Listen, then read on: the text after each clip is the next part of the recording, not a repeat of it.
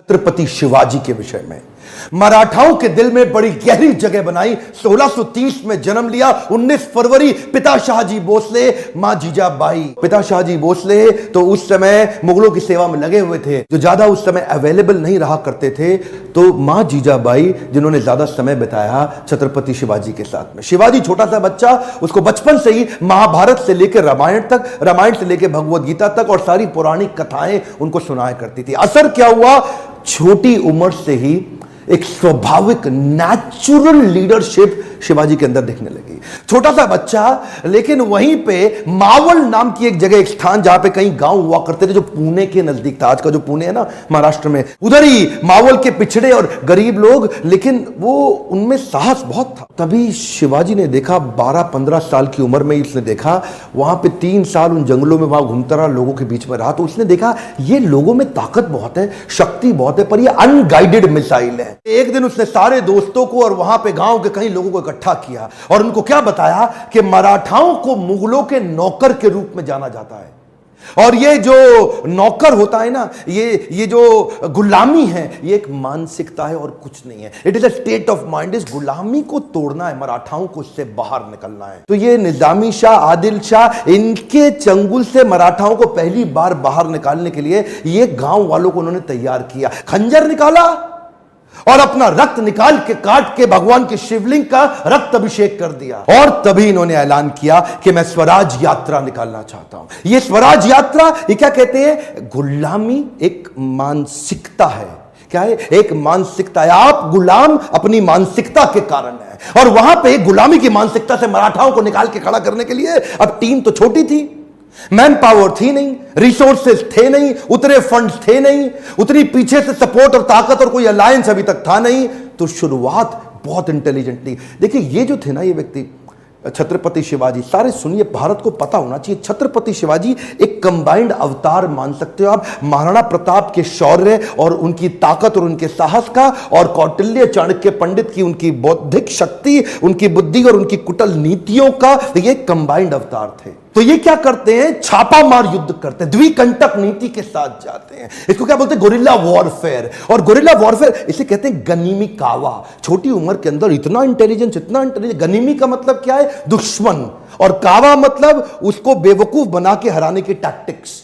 ये ऐसे टैक्टिक्स से लड़ते थे, इनको पहाड़ी चूहा बोलते थे, कि पहाड़ों के अंदर से कहां से निकल के किधर से निकल के आके दुश्मन पे अटैक करेंगे। छोटी सी सेना इन्होंने शुरू करी थी और अपना साम्राज्य दक्षिण से लेकर के ऊपर तक, गुजरात तक, इधर बहुत जगह फैलाया। एक बार उधर ही के मुगल राजा आदिल शाह ने मराठाओं के बीच में से इनके पिता को उठा करके जेल में डाल दिया, कारावास दे दिया, और ये बहुत दिन तक सोचने लगे कि क्या करें। और तभी देखिए उसी समय में शाहजहां भी था दिल्ली के अंदर, और शाहजहां भी हालांकि है वो भी मुसलमान और आदिल शाह भी मुसलमान, लेकिन पॉलिटिक्स तो पॉलिटिक्स है ना।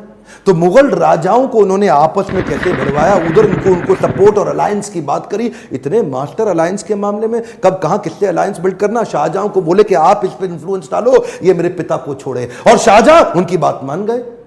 शाहजहां को उन्होंने बोला कि तुम्हारे कई युद्ध होने वाले हैं नॉर्थ में, और उस समय पीछे से अगर तुम्हें यहां से मदद की जरूरत पड़े तो मैं छत्रपति शिवाजी तुम्हारी मदद करूंगा। इसको बोलो आदिल शाह को मेरे पिता को छोड़े। छुड़वा दिया। छत्रपति शिवाजी, इनके लिए युद्ध जीतना जरूरी था, लड़ना भले ही जरूरी ना हो। कई बार तो ये लड़े बिना भी युद्ध जीत जाते थे, यही तो उनकी चतुराई थी। इसे क्या कहते हैं, सामने वाला सरेंडर कर देगा स्वॉर्ड निकाले पहले, स्वॉर्ड निकालने से पहले, surrender before the sword comes out. इनकी बुद्धिमत्ता क्या थी कि ये एनिमी से अलायंस क्रिएट कर लेते थे, जो इन्हें बर्बाद करने आता था वही इनको आबाद करके जाता था। पोर्टफोलियो डाइवर्सिफिकेशन में बड़े मास्टर थे। ये नहीं कि एक ही जगह लगे रहे, साथ साथ पैरेलल लीडरशिप बिल्ड करते थे। उधर कोंकण कोस्टलाइन के पास में, जो आज का गुजरात है, महाराष्ट्र है, आज का गोवा है, आज का नीचे तक कर्नाटक है, ये पूरी कोस्टलाइन पे इन्होंने एक नेवी बिल्ड करी, नेवी की सेना, समुद्री सेना को तैयार किया। एक्चुअली छत्रपति शिवाजी को फादर ऑफ इंडियन नेवी भी बोला जाता है। और एक और बात आप सीखते हैं, preparation of scenario analysis. Scenario analysis का मतलब क्या है, आने वाले समय में सिनेरियो ए होगा तो मैं ऐसे लड़ूंगा, बी होगा तो ऐसे लड़ूंगा, सी होगा तो ऐसे लड़ूंगा। सिनेरियो की तैयारी पहले रखनी चाहिए। उस समय वहां का तानाशाह आदिल शाह, जो उस समय तक शिवाजी से बहुत तंग आ चुका था, बहुत परेशान हो चुका था, इन्होंने अपने सबसे बड़े सेनापति, सबसे चीफ जनरल अफजल खान को भेजा कि अफजल खान इसको खत्म करके आओ किसी तरीके से। अफजल खान जानता था शिवाजी एक ईमानदार आदमी है, तो उसको एक प्रपोजल भेज दिया, शिवाजी मैं तुमसे अकेले मिलने आऊंगा, संधि करना चाहता हूं, अकेले मिलोगे मुझसे? शिवाजी बोले ठीक है, अकेले मिल लेते, मुझे कोई समस्या नहीं। अफजल खान ने बोला नियम यह है, ना तुम्हारे पास कोई सेना, ना मेरे पास कोई सेना, मैं भी अकेला, तुम भी अकेले, ना तुम्हारे पास कोई अस्त्र शस्त्र, ना मेरे पास कोई अस्त्र शस्त्र। अफजल खान जानता था छत्रपति शिवाजी एक बड़े ईमानदार व्यक्ति हैं, हां बोल देंगे तो ऐसे ही बिना शस्त्र के खड़े भी हो जाएंगे। उनसे 2.5 गुना लंबा चौड़ा अफजल खान आकर के गले मिलने लगा शिवाजी से। अब छोटे से शिवाजी और पीछे से खंजर निकाल करके पीठ में घुसा दिया। प्रिपेयर्ड थे पहले ही, शिवाजी पहले ही प्रिपेयर्ड थे। एक ऐसी लोहे की उन्होंने बुलेट जैकेट पहनी होती, पावरफुल, उन्होंने ऐसी जैकेट स्टील के अंदर बना रखी थी जिससे कितने भी खंजर डालो अंदर घुसे नहीं, लेकिन दिखाई नहीं पड़ता था। वो जानते थे कि ऐसा हो सकता है, ईमानदारी पूरी रखते लेकिन प्रिपरेशन भी रखते। इसको बोलते हैं सिनेरियो अगर सी निकल आया तो उसकी प्रिपरेशन भी रहे। हाथ पीछे से खींचा और उनका सिंह नख बाहर निकल आया, और वो जो सिंह नख नाम का उनका जो चाकू होता है ना, वो चाकू शेर के पंजे जैसा इतना सॉलिड कि उसको घुसाया पेट में। अफजल खान का किडनी वहां से बाहर निकाल दी फाड़ के, और यहां रुके नहीं, इसको मारते ही अब इसकी सेना का पूरा मनोबल तोड़ दिया, उनकी मानसिक दिशा को कमजोर करके उनका प्रतापगढ़ किला जीत गए। सबसे बड़ी लर्निंग एक और है, पहले तो प्रिपरेशन रखो पूरी वर्स्ट के लिए, और उसके बाद अगर जीत गए या हार गए उसको अपने ऊपर हावी मत होने दो, अगले के लिए चालू कर दो। अभी इतनी बड़ी जीत मिली कि ये नहीं कि मतलब अब जाके बैठ के आराम करें जी, बहुत बड़ा किला जीत गए, बहुत बड़ा किला जीत गए। 18 दिन के अंदर अगला किला पनहल का, फोर्ट ऑफ पनहल, उसको भी कैप्चर कर लिया। अच्छा, एक हारने का उदाहरण भी देखिए, मिर्जा राजा जयसिंह उस समय हुआ करते थे। अब इन्होंने मुगल लोगों ने राजा जयसिंह को मिर्जा बना लिया था, अपने साथ जोड़ करके अपनी सेना में ले लिया। एक दफा मिर्जा राजा जयसिंह ने इनको एक युद्ध में हराया और इनसे पुरंदर की ट्रीटी साइन करा ली। पुरंदर की ट्रीटी साइन कराते वक्त इनके 23 किले इनसे छीन लिए गए, और 23 किले अब इनके हाथ से निकल गए। वो उनके लिए हार थी, हाँ हार थी, लेकिन हारने के बाद भी नहीं रुकते। ये क्या किया, come on bounce back, come on, क्या याद है ना आपको, बाउंस बैक। और कैसे बाउंस बैक किया, पुरंदर की संधि में 23 किले हाथ से निकल गए, हाँ निकल गए, लेकिन रुकना तो है नहीं। अगले कुछ सालों के अंदर 23 किले हारे पर 360 किले और जीत गए। 360 किले इन्होंने, जो फोर्ट होते हैं ना, कई मैंशन, एक के बाद एक, एक के बाद। इनकी लड़ाई किसी भी प्रकार से किसी धर्म के अगेंस्ट नहीं थी, इनकी लड़ाई थी मराठाओं की रक्षा करने के लिए। ये मराठाओं के लिए खड़े, ये मुसलमानों के अगेंस्ट नहीं, मुगलों के अगेंस्ट थे। वो मुगल जो विदेश से आए उनके अगेंस्ट थे, क्योंकि मुसलमान तो उनकी टीम में बहुत सारे थे।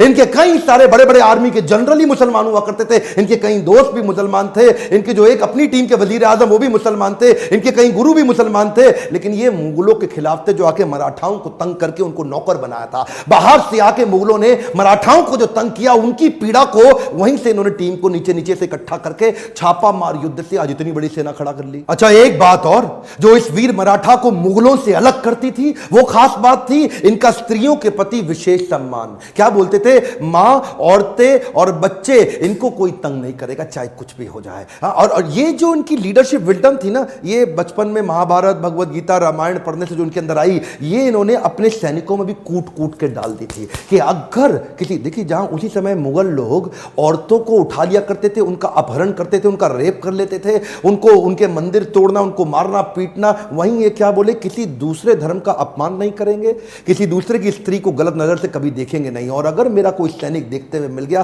तो उसको खत्म कर दूंगा। इन्होंने वो वैल्यूज अपनी टीम के अंदर डाल दी। इनकी ये क्वालिटी ने इनको इतनी रिस्पेक्ट अर्न करी, इतनी रिस्पेक्ट अर्न करी कि लोग अपनी जान देने लग गए। इस वीर मराठा की कथा मैं चाहता हूं पूरे देश तक पहुंचे। आज अगर आप में थोड़ा सा भी आप में इच्छा है कि हमारे देश के इस इतिहास को कोई भूल ना जाए, एक तो लाइक और शेयर ठोक दीजिए, महाकाल का लाइक और शेयर ठोक दीजिए।